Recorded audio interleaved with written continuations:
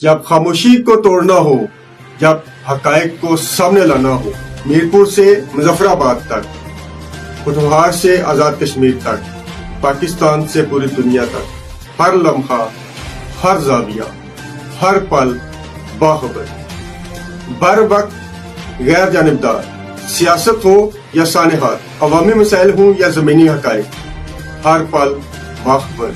C92 TV. न दबाव न मसलहत, सिर्फ सच। हम दिखाते नहीं, हम सामने लाते हैं। खबर वही जो हकीकत हो, आवाज वही जो आवाम के लिए हो, हर पल बाखबर। C92 TV.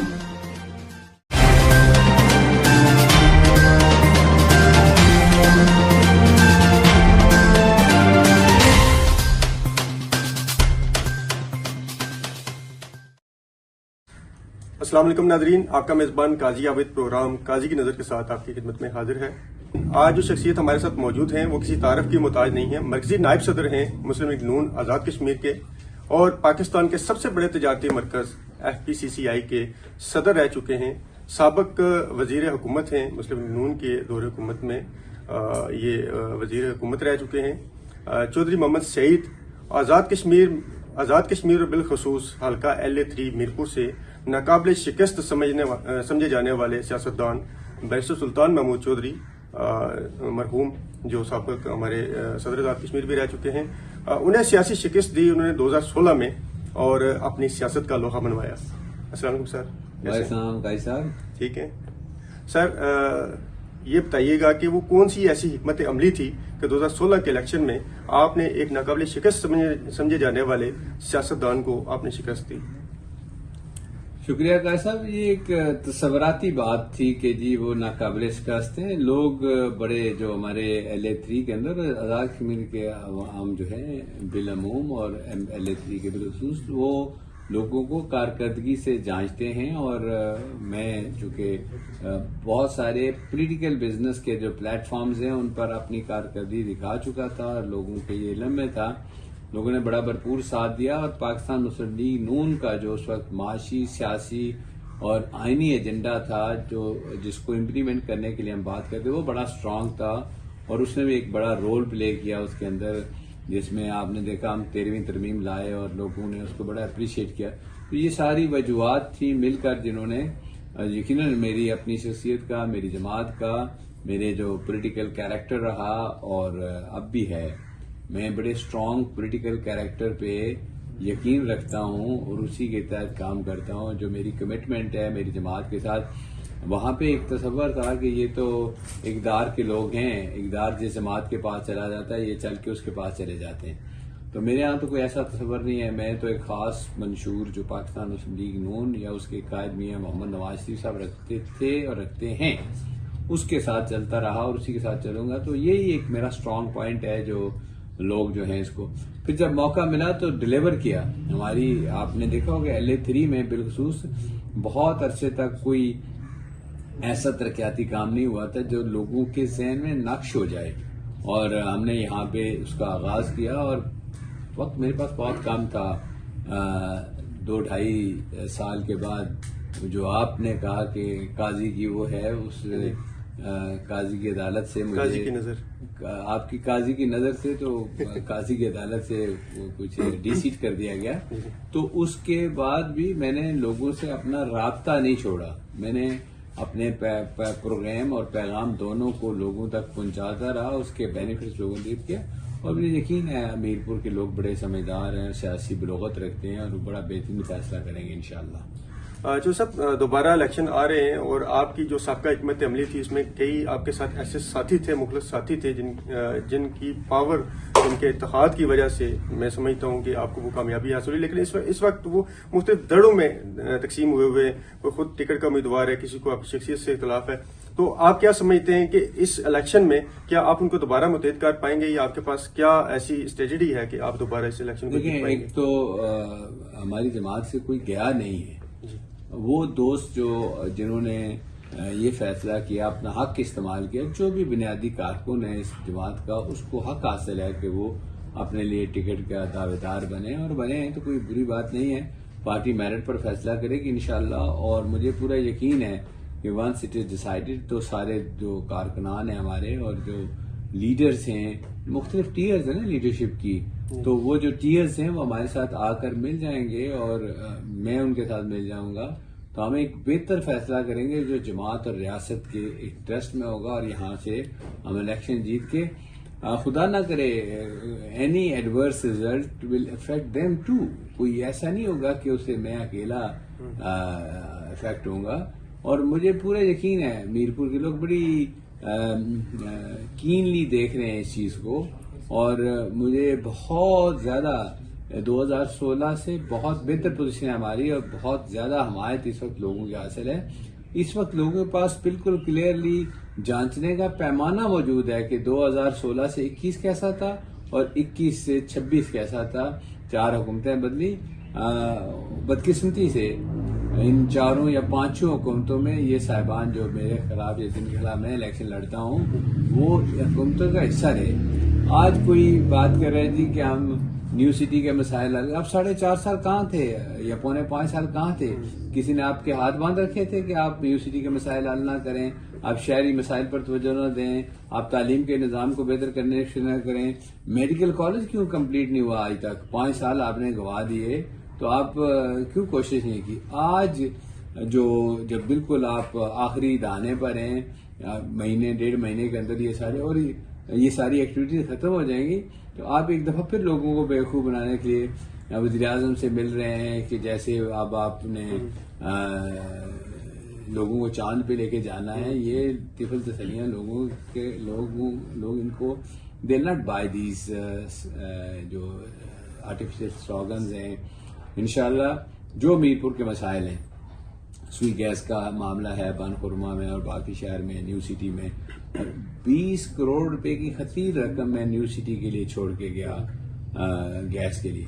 कितनी एफर्ट्स की। और ये मेरा 2.5 साल दौर देख लें और उनका 7.5 साल दौर देख लें, पिछले छोड़ दें आप, ये 7.5 साल उनके पास थे जिसमें वो हुकूमत का हिस्सा रहे। इवन हमारी हुकूमत भी आखिरी दिनों में एमएलए की हैसियत से जो मौसूफ मरहूम सुल्तान महमूद चौधरी साहब थे उनकी बातों को अहमियत देती रही, लेकिन कभी उन्होंने या उनके जो जानशीन है उन्होंने कभी तवज्जो ही नहीं की इस मामले, प्रायोरिटी नहीं रही कभी उनकी। तो लोग इस बात को बड़ा करीब से देख रहे हैं और इंशाल्लाह मुझे यकीन है कि लोग बड़ा बेहतर फैसला करेंगे। न्यू सिटी में, बनखुरमा में, बाकी इलाकों में हमारी जो टीमें हैं वो भी काम कर रही हैं और हमें जो लोगों की वहां से सपोर्ट हासिल है वो अनबिलीवेबल है। इंशाल्लाह आप देखेंगे कि हम मीरपुर की सीट एक बड़े मार्जिन से जीतेंगे। सर, बैरिस्टर सुल्तान महमूद चौधरी सबका अपने नाम लिया, मरहूम बैरिस्टर सुल्तान महमूद चौधरी के बेटे यासर सुल्तान के बारे में एक अफवाह या हकीकत है, गर्दिश कर रही है कि वो मुस्लिम लीग नून में शामिल होना चाहते हैं।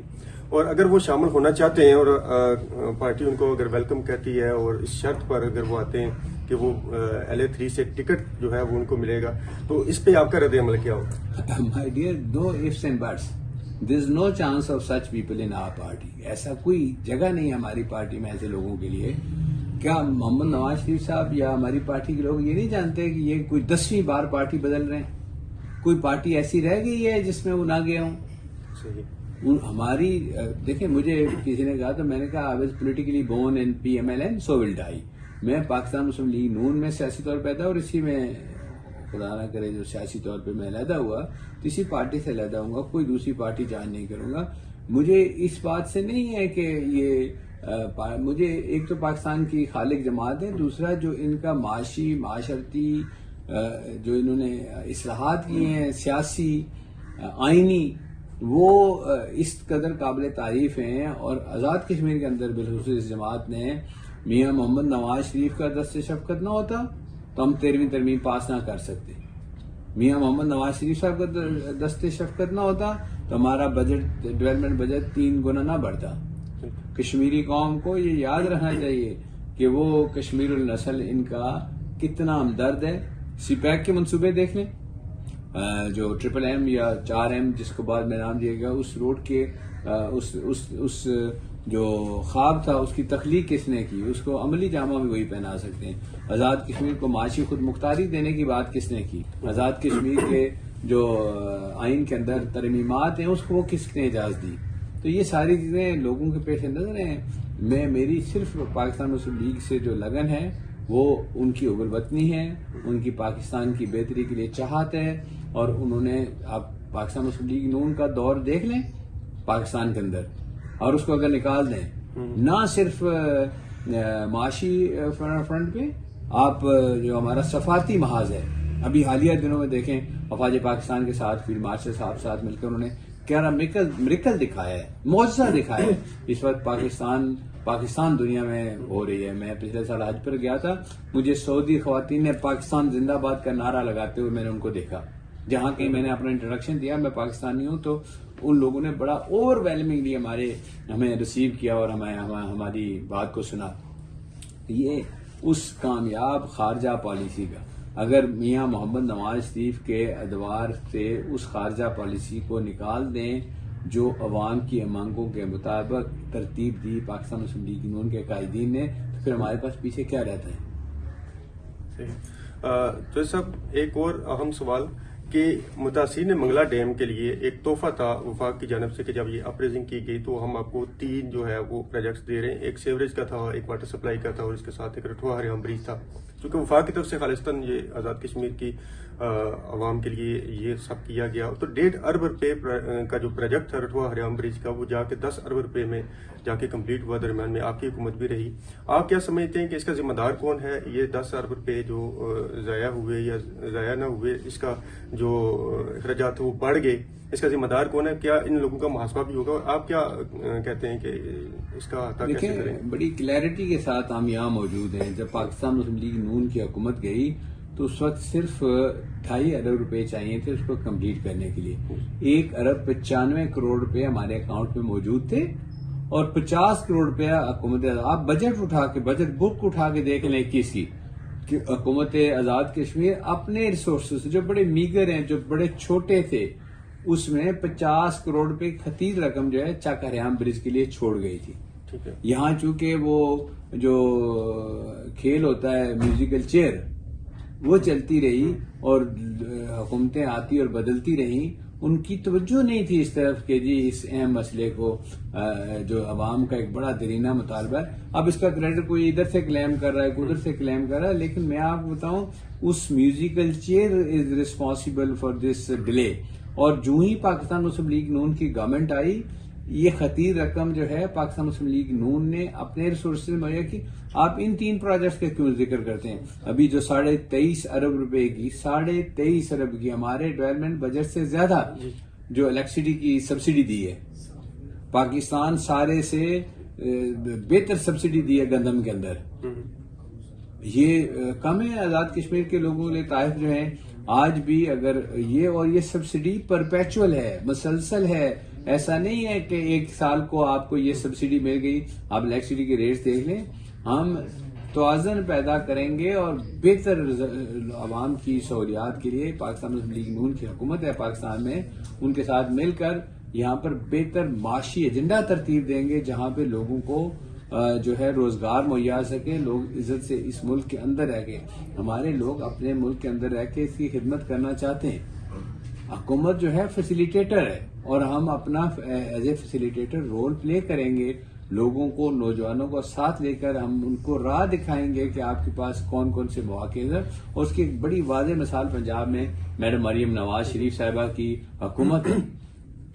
देखें दुनिया में, आपको एक बार तो मैं स्वीडन था जब ये पेट्रोल $147 को जरदारी साहब थे यहाँ पे, तो वहां पे ये बात हुई कि ऑस्टेरिटी कैसे आएगी, किफायतशारी कैसे आएगी।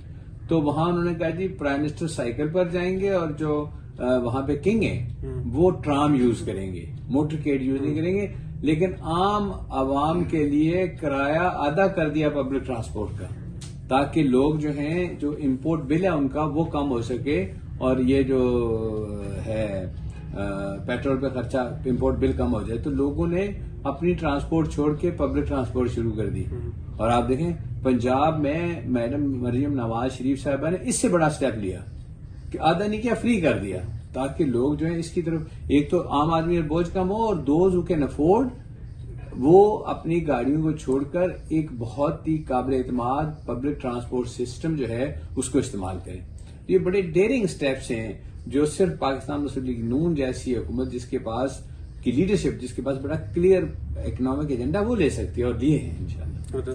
तो सब एक बताइएगा कि जैसे पंजाब की गवर्नमेंट ने अभी इलेक्ट्रिक बसें चलाई और आवाम को जो है रिलीफ फराहम किया, तो हमारा चूंकि एक जॉइंट बनता है, मंगला में जाकर वो बस आती है, मंगला तक आती है, तो आगे जैसे आप कह रहे हैं कि आपकी तैयारी भी है और मुस्लिम लीग नून जो है वो इलेक्शन जीतने की तरफ जा रही है, आजाद कश्मीर के अंदर, तो क्या फ्यूचर में ये बस को मीरपुर तक लाई जा सकती है और या इसके साथ हमारा इकोनॉमिक लैंडस्केप जो है या बिजनेस अपॉर्चुनिटीज बहुत छोटी है। जो लोग इस वक्त खुद रोजगारी के तहत ट्रांसपोर्ट चला रहे हैं आजाद कश्मीर और काबिल एतमाद ट्रांसपोर्ट चला रहे हैं या दूसरी ट्रांसपोर्ट के मीन्स को पब्लिक के लिए इस्तेमाल कर रहे हैं, उनको हमने स्क्वीज भी नहीं करना। पाकिस्तानी जो लैंडस्केप है बिजनेस का या ट्रांसपोर्ट का बहुत बड़ा है और उसमें ये बातें अफोर्ड की जा सकती हैं। हम इसको डिबेट करेंगे, अपने आम लोगों से मशवरा करेंगे और अगर जरूरत हुई तो without killing the existing economic players of the state हम कोशिश करेंगे वो सारी सहूलतें व वो सारी रियायतें जो पंजाब में लोगों को हासिल हैं वो दें। हम इसका कंपैरिजन तैयार कर सकते हैं ना कि जी कौन सी चीज जो है वो ज्यादा बेहतर तरीके पर आजाद कश्मीर के लोगों के अंदर लाई जा सकती है। अगर हम खुद रोजगारी की कोई अच्छी स्कीम ले आते हैं जिससे लोग जो हैं अपने रोजगार आ सकते हैं, हम बिजनेस के, ट्रेड के या इंडस्ट्रियल क्लस्टर्स बना लें, हम एग्रीकल्चरल क्लस्टर बना लें, हम एग्री प्रोडक्ट्स के क्लस्टर्स बना लें और लोगों को उसमें एंगेज करें, लोगों की माशी सूरत हाल बेहतर होगी तो किसी को किराया देने में तकलीफ नहीं होगी, किसी को बिल देने में तकलीफ नहीं होगी। ये सारी जो बातें हैं वो इससे रेज होती हैं जब उनकी माशी हालत बहुत खराब होती है और फिर हम उनसे बड़े बिजली के बिल का, बड़ी ट्रांसपोर्ट के किरायों का या दूसरे वाजिबात की अदायगी के लिए बात करते हैं। इवन टैक्स कंट्रीब्यूशन तो आप टैक्स इस चीज पर देंगे जब आपकी आमदन होगी। जिस शख्स की आमदन नहीं उसने टैक्स क्या देना है, लेकिन रियासत उसकी भी केयर करने की जिम्मेदार है ना कि अगर वो खुदा न करे बेरोजगार है और वो टैक्स कंट्रीब्यूट नहीं करता और उसके ऊपर माशी बोझ है तो रियासत को उसकी बेहतरी के लिए सोचना है और वो रियासत की जिम्मेदारी है। और तमाम पॉलिटिकल पार्टीज को अपने एजेंडा में उन लोगों को हमने तो शामिल किया हुआ है। इंशाल्लाह जो हमारा मैनिफेस्टो मंशूर आएगा आप देखेंगे उसमें आम आदमी की हालत को बेहतर बनाएंगे। हमारी प्रायोरिटीज तालीम का मैयार बेहतर करना है, हमारी प्रायोरिटी सेहत की सहूलियात को बेहतर करना है, हमारी प्रायोरिटी लोगों को रोजगार मुहैया करना है, हमारी प्रायोरिटी जो है यहाँ पे इकोनॉमिक वेलफेयर के लिए टूरिज्म जो हाइडल पावर है उसको तरवीज देना है, हमारे यहाँ जो छोटी इंडस्ट्री है, हमारे यहाँ जो हेरिटेज है, जो दस्तकारियाँ हैं उनको बेहतर करना और सबसे बढ़कर जो पंजाब का फॉल आउट होगा, जो जिस तरह पंजाब अपने आप को टूरिज्म के लिए गेयर अप कर रहा है उसमें जो एक्स्ट्रा लोग आएंगे उसमें से 10-20% में अगर हमने अपनी इन सीनिक वैलीज के में लोगों को अट्रैक्ट कर लिया तो विल बी इक्वली बेनिफिशियरी इंशाल्लाह। तो सब एक ऐसा सवाल है जो हम नहीं करेंगे तो कोई और करेगा और मार्केट के अंदर जो है वो फील्ड के अंदर और गर्दिश कर रहा है कि एक आपके सबका दरीना साथी राजा तस्लीम अंजम जो यहाँ न्यू सिटी से महाजरीन को जो है रिप्रेजेंट भी करते हैं, पिछले दिनों एक सियासी महाज खुला। एक अरशद बरकी साहब हैं, पीपल्स पार्टी के कारकुन हैं, उन्होंने कहीं उनके ऊपर अटैक किया कि साबिक जो वज़ीर आज़म आज़ाद कश्मीर हैं चौधरी अब्दुल मजीद, उनका बेटा मोइज जो इलेक्शन की तैयारी कर रहा है वो तस्लीम से बेहतर है। तस्लीम साहब ने फिर जो है वो क्रॉस इंटरव्यू में कहीं कहा कि मैं वो बुजुर्ग हैं, उन्होंने अपने आप माफ करता हूँ, लेकिन वो सियासी इख्तलाफात की वजह से आपके खिलाफ खड़े हैं और जाके उन्होंने टिकट भी अप्लाई किया कि मैं टिकट भी अप्लाई कर। तो आप क्या समझते हैं कि उन्हें आपके साथ नहीं खड़ा होना चाहिए था, आप जो है उनको राजी करने के लिए अमली इकदाम कोई ऐसे? देखें, जो टिकट अप्लाई करना उनका बुनियादी हक है, कोई ऐसी बुरी बात नहीं है कि उन्होंने टिकट अप्लाई किया, लेकिन आपने जो टर्मिनोलॉजी यूज की है वो उससे थोड़ा मुझे इख्तलाफ है। वो महाजरीन के या न्यू सिटी के नुमाइंदा नहीं है, एक सेक्शन ऑफ पीपल आप कह सकते हैं उनके साथ उनका हो सकता है। जो न्यू सिटी के लोग हैं बड़े वर्सटाइल हैं, वो बड़ी सियासी बलूगत रखते हैं, वो बेहतर फैसला करेंगे और किया है उन्होंने हमेशा कि जो जब वोट का टाइम आएगा टिकट जिसको मिलेगा इंशाल्लाह उसकी तरफ जाएंगे। टिकट के बाद हमारे साथी हैं उनसे बात करेंगे कि भाई आप ने कोशिश की, हमने उसमें कोई रुकावट नहीं डाली, अपने क्रेडेंशियल्स हमने पेश किए हैं कि हम क्या हैं और बाकी ये तय करना लोगों का काम है। और मुझे यकीन है कि once the ticket is decided फिर वो कोई दूसरी बात नहीं होगी। अरशद बरकी मेरे क्लास फेलो हैं, अल्लाह ताला उनको सेहत और जिंदगी दे। कोई उन्होंने ऐसी बात की तो उसके लिए मैं तो जिम्मेदार नहीं हूँ, लेकिन बहुत सारे प्लेयर्स आने की कोशिश करेंगे। मीरपुर एक्चुअली एक बड़ी ल्यूक्रेटिव या अट्रैक्टिव पॉलिटिकल मार्केट है जहां पे लोग अपने आप को लॉन्च करते हैं और अपनी हैसियत को मनवाने की कोशिश करते हैं। मीरपुर एज ए डिस्ट्रिक्ट और मीरपुर सिटी आप देखें, हमारी जितनी पॉलिटिकल एलीट है इधर वो पाकिस्तान मुस्लिम लीग नून से है या किसी दूसरी पार्टी से है, उसका महवर और मरकज ये यहाँ से मीरपुर से आज़ाद कश्मीर की जो पॉलिटिकल पल्स है वो जज होती है और लोग उसको देखते हैं और उसको आके असेस करने की कोशिश करते हैं और अपने अपने तौर पर अपनी स्पेस भी बनाने की कोशिश करते हैं। तो वो भी कोई बुरी बात नहीं है अगर आप किसी पार्टी के लिए काम कर रहे हैं और अपनी स्पेस क्रिएट करके अपने यहाँ उम्मीदवार की मदद करते हैं, तो ये तो एक नेचुरल फिनोमेना है, इसमें कोई बुरी बात नहीं होना चाहिए।